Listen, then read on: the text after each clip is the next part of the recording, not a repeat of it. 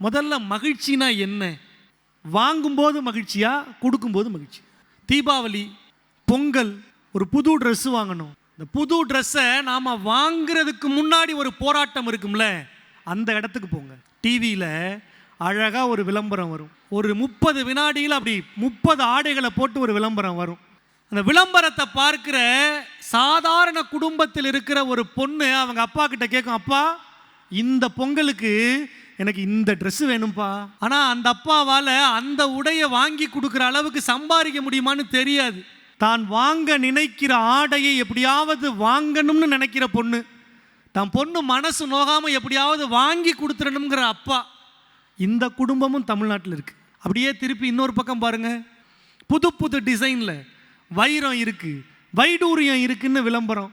அதை பார்த்துக்கிட்டு இருக்கிற பொண்ணு கேட்குற, அப்பா இந்த பொங்கலுக்கு எனக்கு அந்த நெக்லஸ் ப்ரெசென்ட் பண்ணுங்க. விலை உயர்ந்த காரில் மறுநாளே அந்த கடைக்கு போய் பிடிச்ச நகையை வாங்குகிற குடும்பம் ஒரு பக்கம். மகள் கேட்ட உடனேயே அதை நிறைவேற்றி வைக்கிற வசதியும் வாய்ப்பும் இருக்கிற ஒரு குடும்பம். ரெண்டுமே தமிழ்நாட்டில் இருக்குதானே. பண்டிகை எல்லோருக்குமானதுங்க, கொண்டாட்டம் எல்லோருக்குமானது, மகிழ்ச்சி எல்லோருக்குமானது. ஆனால் எல்லோருக்கும் சம வாய்ப்பில் இன்றைக்கு கொண்டாட்டங்கள் இருக்கிறதா? கொண்டாட்டங்களுக்கும் மகிழ்ச்சிக்கும் பின்னாடி பணம்ங்கிற ஒன்று இருக்குங்க.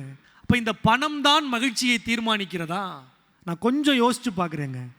3 நாள் தான் பொங்கலுக்கு இருக்குது. அப்பாவால் அந்த கடையில் அந்த ட்ரெஸ்ஸை வாங்கி கொடுக்க முடியாது.